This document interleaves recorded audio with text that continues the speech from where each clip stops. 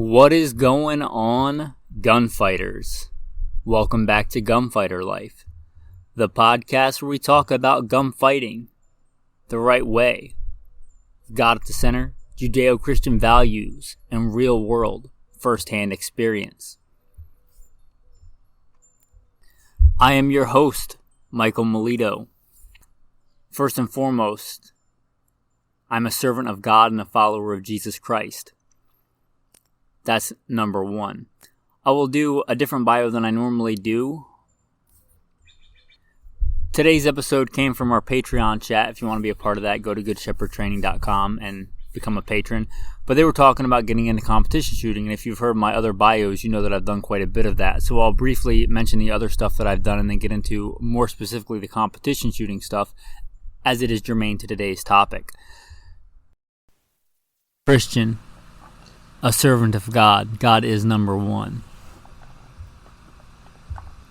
And He alone has blessed me to do these things. U.S. Marine Corps combat veteran. Also served in the U.S. Army. Also law enforcement, LAPD. Also been a private contractor. Been a professional hunter and guide. Hunted all over this beautiful country. Let's get into the competition side of things.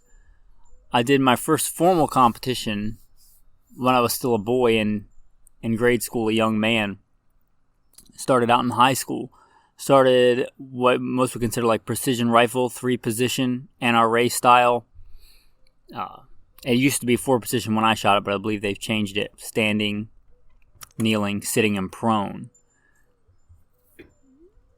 Very precise. The bullseye for that is about the size of a tip of a ballpoint pen or like a big period you'd see on a printed piece of paper.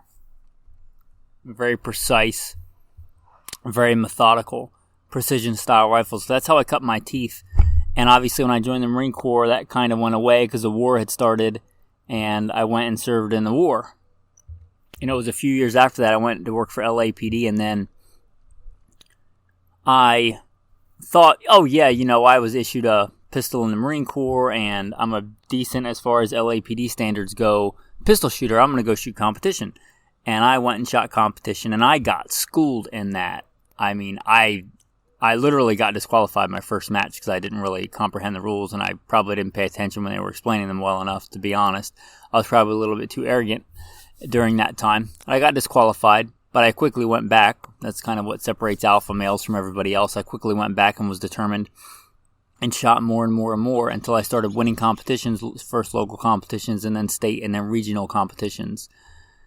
What disciplines did I shoot in? Well, I competed in USPSA, which is the big one that I mostly competed in. I did 3-gun a little, but it was quite expensive. And so I did mostly USPSA, and I did a little bit of IDPA, shot those matches as well. I should explain those for those of you that don't know. That's United States Practical Shooting Association, and then IDPA's International Defensive Pistol Association. I also competed in a few other things throughout the years. I have competed in muzzle loading, the rendezvous where you get together in the pioneer days and shoot with that 1700s technology. That's pretty awesome, competing in black powder. I've also competed in hatchet throwing and knife throwing. I've also competed in shotgun and archery. Did quite well in archery for a while, actually. I should mention I did that before the Marine Corps, competition-wise anyway, in archery. Got quite good at it, the 3D shoots and things like that. Competed in the American Marksman Challenge, I believe the first year that it was out, and I actually took the West Coast Regional Championship. At that time I was still in the Army, and the Army would not permit me to really go and compete in the national level when it conflicted with some other schools and stuff that I had to go to. But I won the West Coast Regional all the way from Alaska down to the Mexican border and all the West Coast over, I think to Idaho. But I was the champion in that.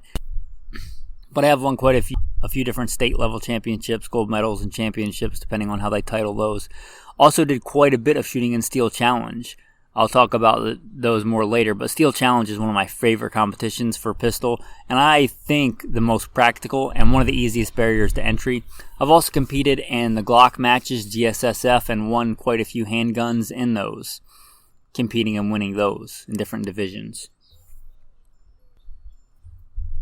Blessed be the Lord my rock, who trains my hands for war, and my fingers for battle. Psalm 144. God has blessed me with these talents, and I try to use them and develop them. Oh, I will say the last formal competition I competed in, I got third in a national championship, nationwide, EP challenge, and that was with a handgun. And that was all pre-COVID. I believe I have not competed since stuff got crazy with COVID and ammo. So it's been a little bit, a year or two since I've competed. I guess 2 or 3 years now that I've competed. I'm starting to get the itch to get back into it. But as you know, if you've been listening, you know that I left my corporate job and my general manager position to be able to devote more time to the podcast and give them the attention they deserve. So it might be a while because I'm trying to focus time and energy and resources, typically money, on the podcast and getting it going.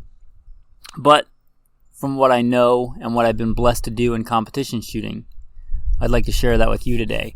And again, the number one thing about me is that I'm a Christian, I'm a servant of God, a follower of Jesus Christ. That is number one in everything that I do, whether it's competition shooting or podcasting or my marriage or anything else. Always try and keep God at the center. That is the most important thing. It doesn't matter how many competitions you've won when you bow your knee and confess that Jesus Christ is Lord and stand before Him on Judgment Day. With that, before we go into today's topic, I want to say if you do want to support, you can go to goodshepherdtraining.com. You can also see some cool pictures on there. I believe there's a video or two that you can watch of me shooting competition. I don't remember if that's just for everybody or just for patrons. But if you want to see that, you can spend $1 or $2 and check that out.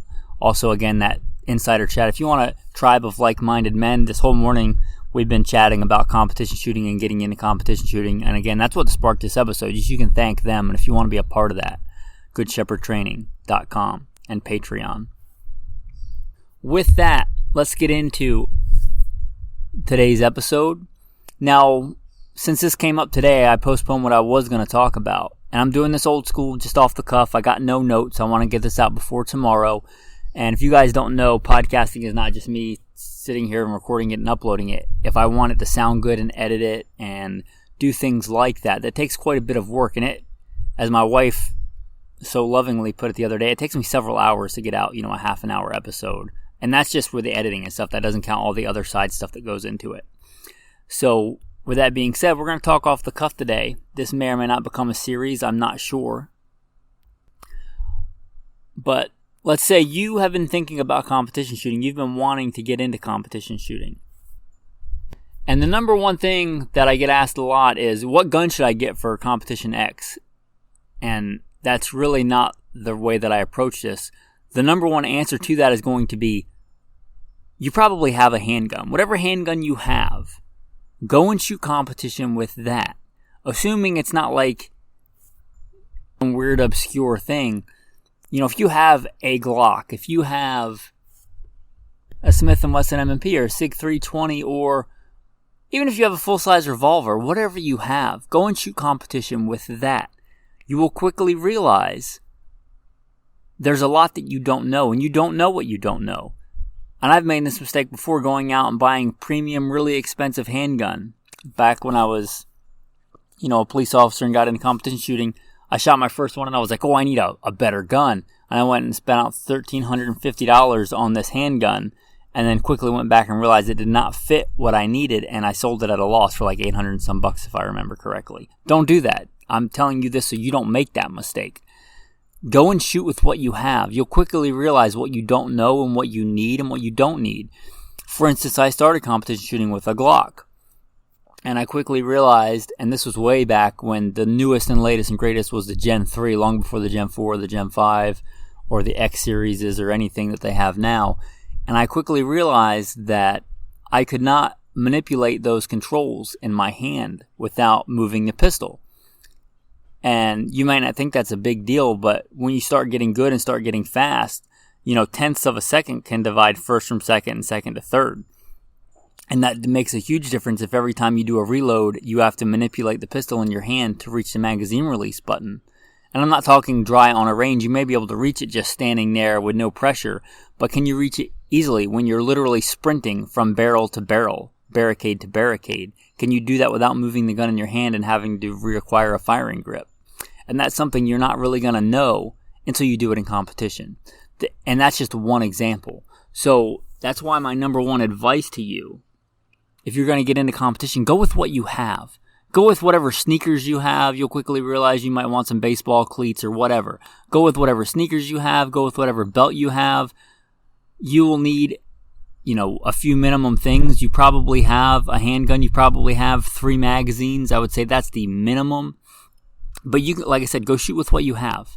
If you time out on a stage and don't have enough magazines, whatever. Don't expect to win the first competition you go to anyway. That is not realistic at all. You're going to win by sticking to it and having endurance and perseverance, not by the cool gear you show up with on your first day. So you're going to need, bring whatever shoes you want to go in blue jeans, that's fine. You need a good sturdy belt. You need a couple of magazines. I would say 3 at a minimum. You'll need a magazine pouch. And you don't even need that. You could put them in your pocket, but a magazine pouch is fairly easy to get. You can get a cheap one for a couple of bucks. And again, you're going to realize exactly what style you want. Can it forward, can it backwards, maybe one vertical, maybe one horizontal. You're going to know that. Again, the more you shoot competition, you're going to know that on how you move and how your body moves.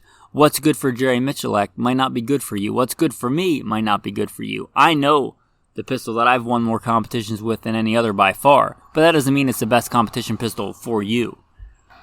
Your hands might be 50% bigger than mine. Your hands might be 50% smaller than mine. You may be 6'4" and 250 pounds, and that's not me. And the way I set up my kit may not work for you.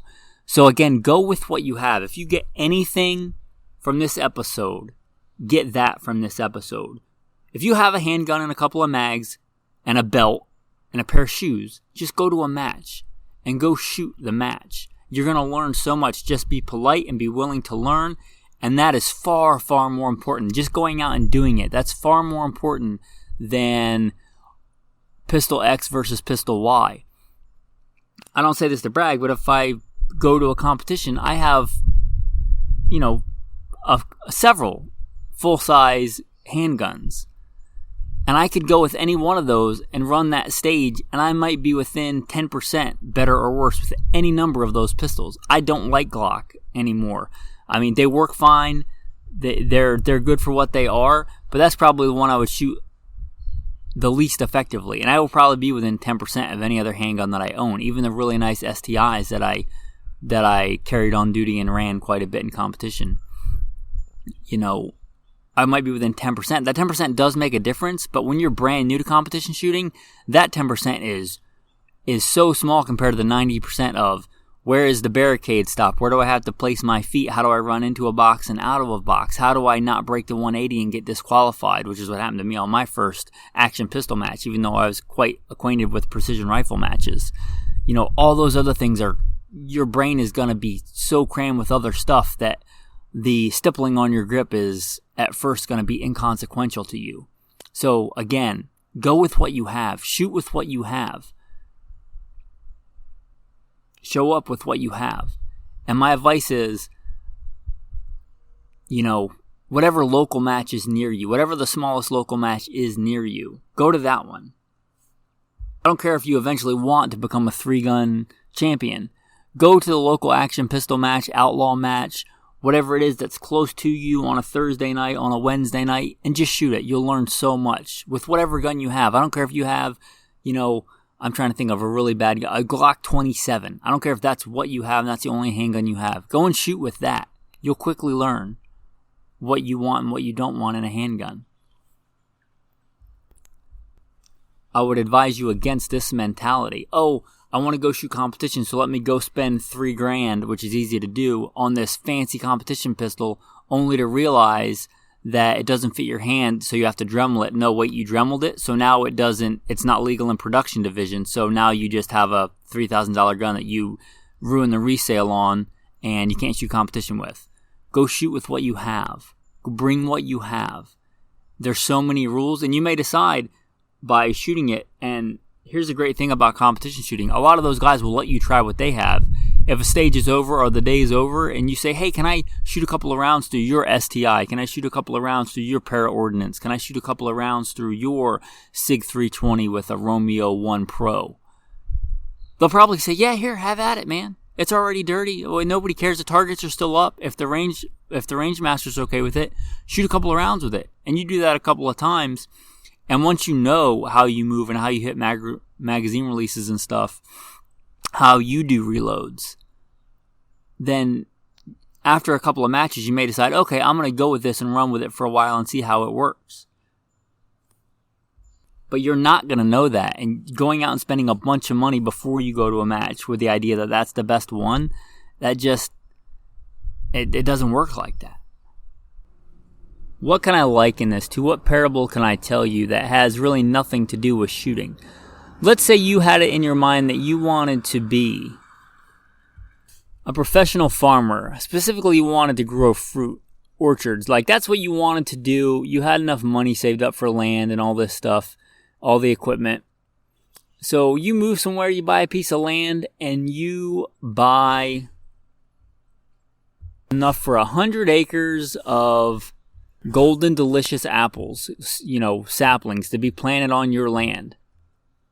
Only the next year to realize that even though all the surveys and stuff said they would, they don't do good in your area. In fact, they almost all die. Because you hadn't tried it out first. That'd be a foolish way to get started into farming, wouldn't it?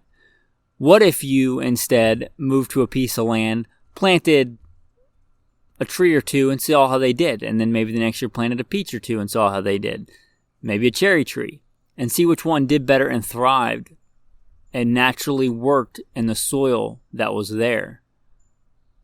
Liken that to competition shooting. Go with what you have, try it, see what works, see what doesn't work, and then once you realize what it is you're looking for, find the thing that meets that niche and run with it.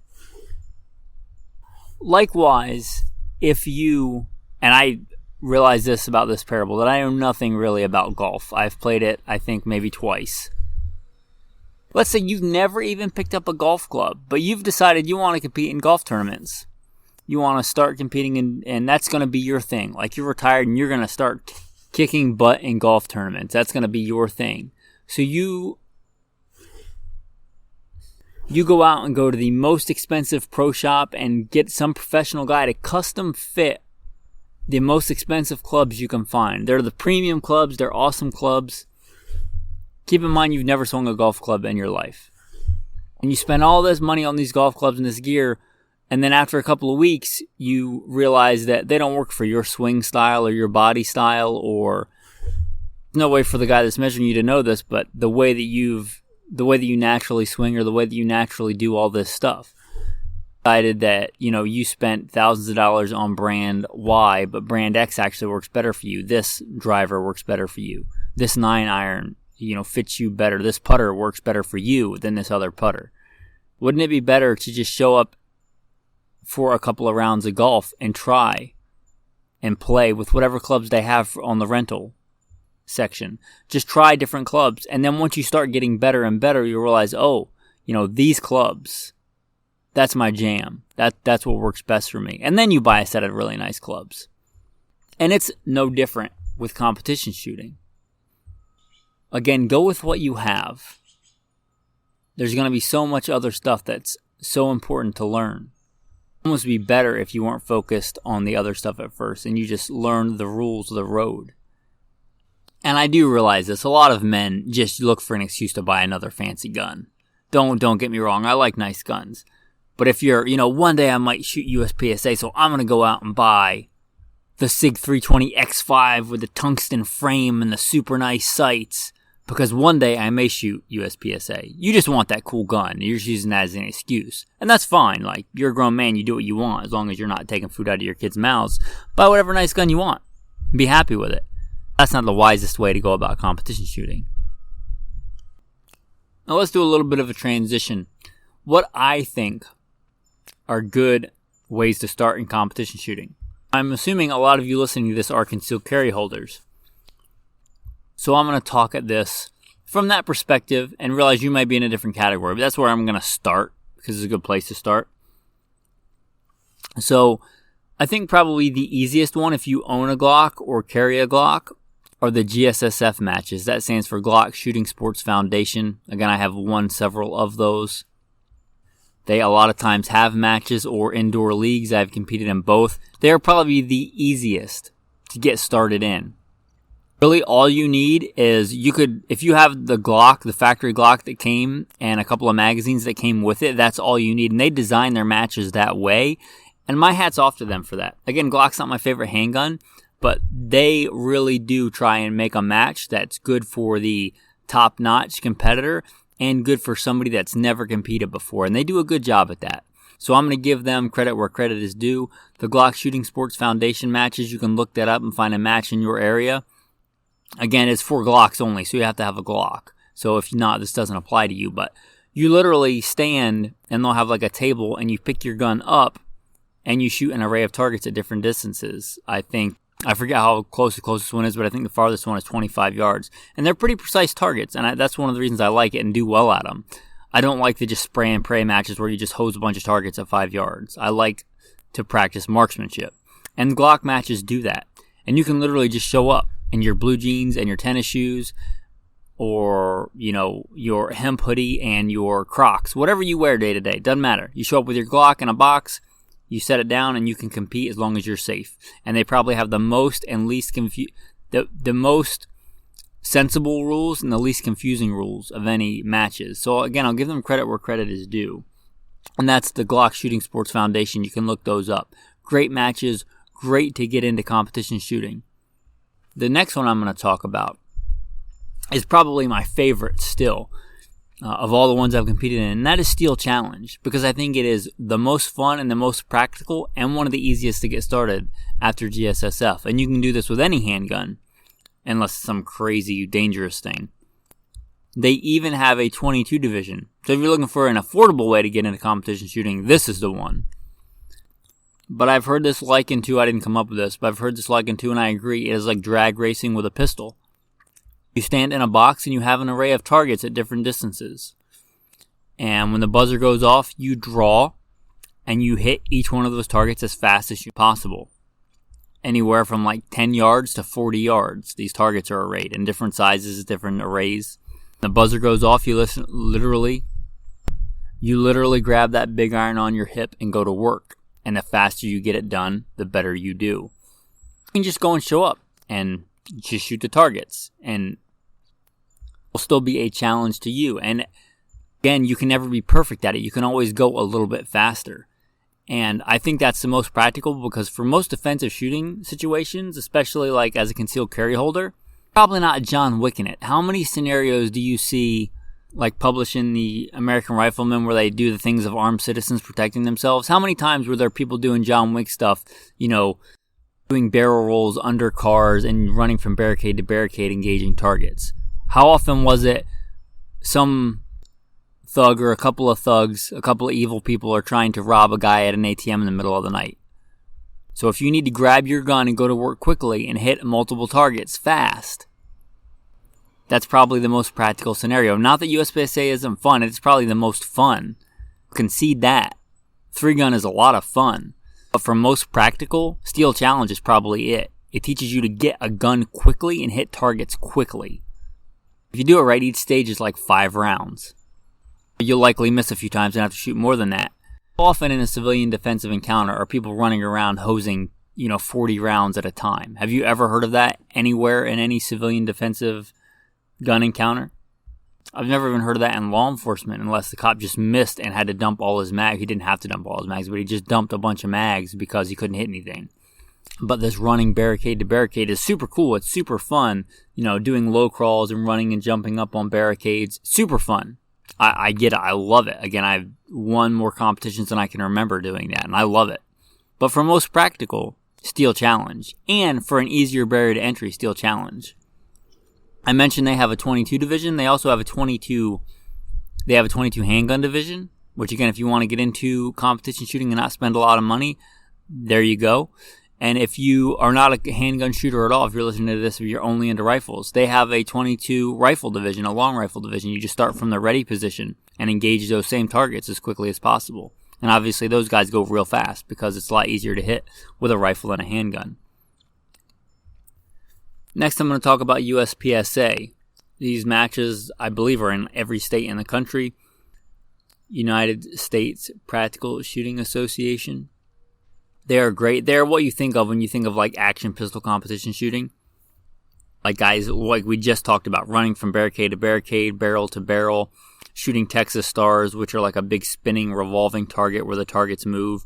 You know, the swingers and the poppers and all the fun steel targets and paper targets. You know, you generally have half a dozen or so stages in a given day, unless it's a bigger match. And you're going to shoot, assuming you get mostly hits, 200, 250 rounds. Or at least bring that many. You may shoot a little bit less. But that's a lot of rounds in a day.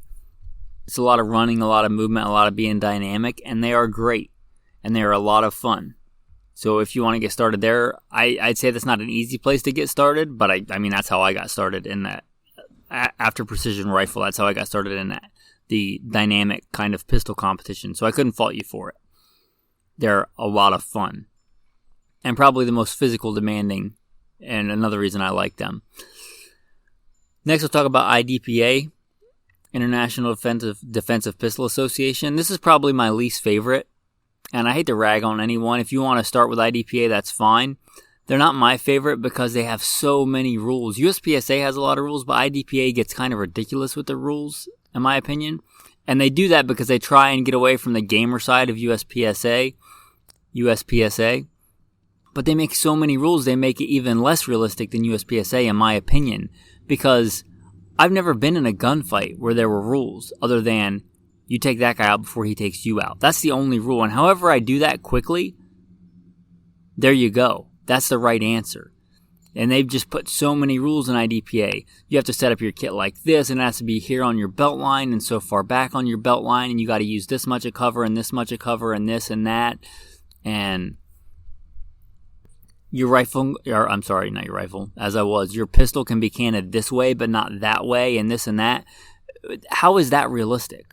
Anyway, that being said, it's still a good, easy way to get into competition shooting. If you're the kind of guy that's a stickler for rules and likes a lot of rules, likes to enforce rules, you live in an HOA, that might be your jam. And I'm not knocking you for that. That's fine. It just has a lot of rules, and to me, it takes away from the realistic side of it and the enjoyment side of it. But that might be your thing. You may decide IDPA is my thing and I really like it and that's what I do. And that's great. You don't have to agree with me. You don't have to like all the things that I like. I'm just telling you from my perspective. I'm not a big fan of IDPA, but I'd still do it if that was the only match local to me and I wanted to compete. I would certainly go and compete and that would be fine. One thing I will say, they get a little less crazy on the round count, which I like to give them some redeeming qualities. You probably don't need as much ammo to compete. And they generally keep it in a realistic loadout for day to day. If we're talking about kind of a crossover for practical use for concealed carry, they generally don't have stages that require, 100 rounds. Because let's be honest, how many people of us day to day are carrying that much ammo and that much kit on us? I carry, I believe, more than most. I generally carry a full-size fighting handgun and a reload.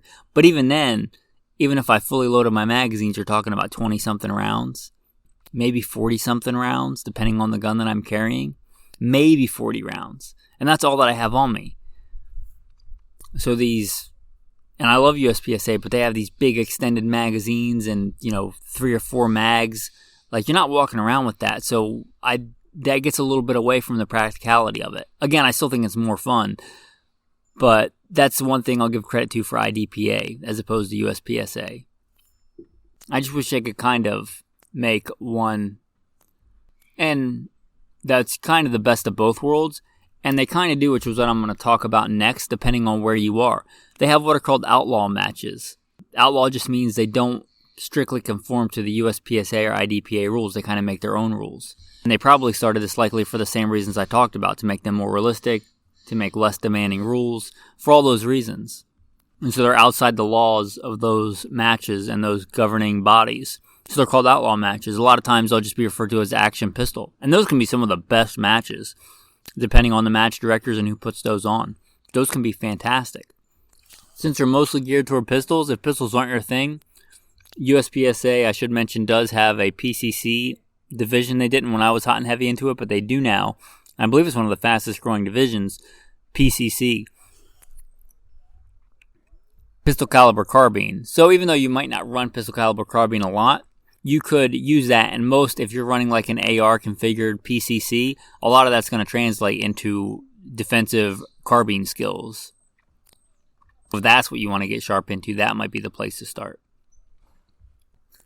3-gun is awesome, but I would not advise getting into that. You have to kind of learn 3 different competition sports all at once: the shotgun, the rifle, and the pistol. And they all have different rules and different divisions and all that. Say starting in one of the ones we talked at thus far, and then once you get competent with your pistol, because the handgun is the hardest weapon to master and shoot. Once you get good with that, adding the other ones on will be easier than it would be just showing up and trying to shoot 3-gun. Not that you can't do it. If that's what you really want to do, again, just show up with what you have and do it. I don't care if it's your grandpa's old Winchester Model 12 pump gun and a Ruger Mini 14 and a Ruger P89. If that's what you have, show up with it and run with it and go with it. I should mention about divisions. One of the reasons I advise you to not go out and spend a bunch of money on a fancy new gun at first is because until you get into competition and or at least around it for a while, you won't even know what division you want to compete in. I've won the vast majority of mine in what they would call production division, although I have competed in other things. But if you're talking just a plastic polymer striker-fired handgun out of the box, that's pretty much what you consider your production division in a lot of the different disciplines.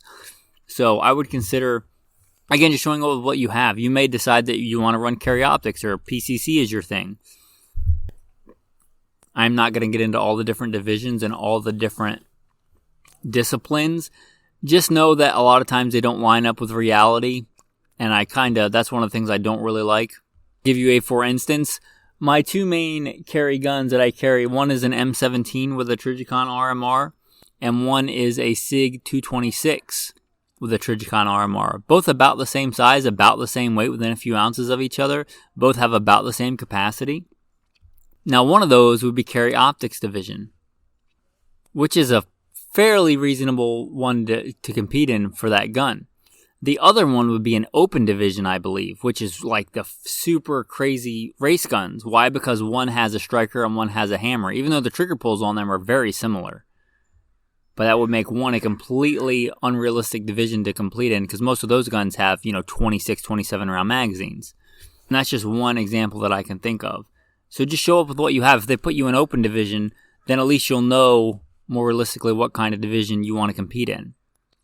But I can't get into all the different divisions and all the different nuances of all the different rules for all the different sports. We literally could have talked just this long today about the different divisions and USPSA, and probably still be talking about it. So let's transition away to the tactical tip of the day. Before I give you the tactical tip of the day, I want to mention again, please consider going to goodshepherdtraining.com and becoming a patron, mostly because you think the content is worth it and you believe in the podcast. Again, I want to do good and better content and content that you guys want to put out. And these are free to listen to, but they're not free to produce and put out. So if you're the kind of man that likes to help his fellow man and you think you get something out of this podcast, if you contributed the minimum amount on Patreon, you listen to not just the other podcast, just Gunfighter Life in general, you would be paying cents, not dollars an episode, cents an episode. A few cents an episode, actually. I'd venture to say probably less than a quarter. 25 cents an episode. And again, I mostly want you to consider going to Good Shepherd Training and Patreon because you think this content is worth it. With all the garbage that you get programmed and all the stuff, put anybody down, but all the stuff, the fluff pieces you see on YouTube about how great this gun is and how great that gun is because they got paid to say that or they got the gun sent to them for free to say that. I don't take bribes here, guys. I give you my honest opinion. And if you think that is worth something without everybody telling you the next gun that's coming out and how awesome it is and they're all awesome and every gun is awesome, which is not true. Some suck. If you want an honest opinion, an honest place where you can go to, yes, it is my opinion, but again, this podcast, what makes it different from others is it's based on real world firsthand experience. And if you think that is something worth being out there, again, consider goodshepherdtraining.com and Patreon. Alright, thanks for being patient through that. The tactical tip of the day. Most people that get into competition shooting will get into reloading. Why? Because shooting is expensive and ammo is expensive, especially now. It was that way when I started competition shooting. I can't even imagine. Anyway, I don't have to tell you guys, if you're listening to Gunfighter Life, how expensive ammo is. The average competition shooter will shoot more in a week than the average gun owner will probably shoot in a year. Especially if you consider practicing, not just matches and things like that. If you want to be good in competition, you practice aside from the matches. I guess I'll give you 2 tactical tips. So number 1, we've talked about before, practice with a 22. There's a whole episode about practicing with a 22. Get one that's analogous to whatever gun you're going to compete in. Like a 22 caliber Glock. It'll quickly pay for itself in the savings in ammo when you're training.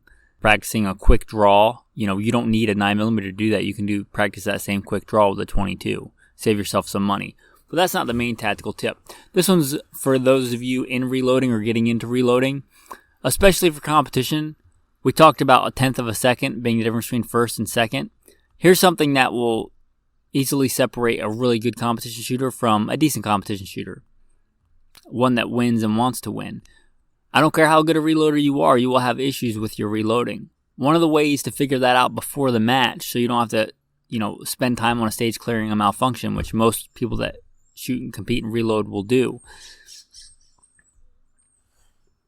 One of the ways that I used to do before every match, my reloaded ammunition, I would take and put it in a pile, and then I would have boxes set aside.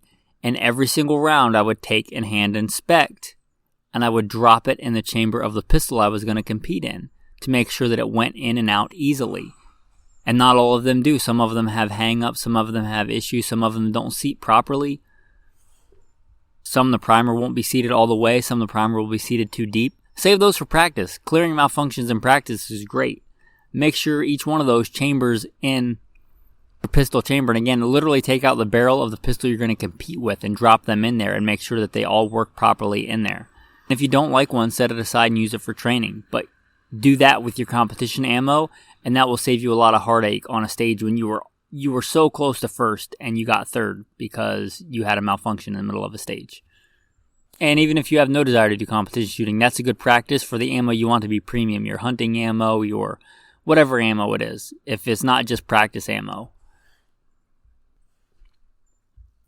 Now let's talk about something important, the tactical verse of the day. We already talked about one of my favorites.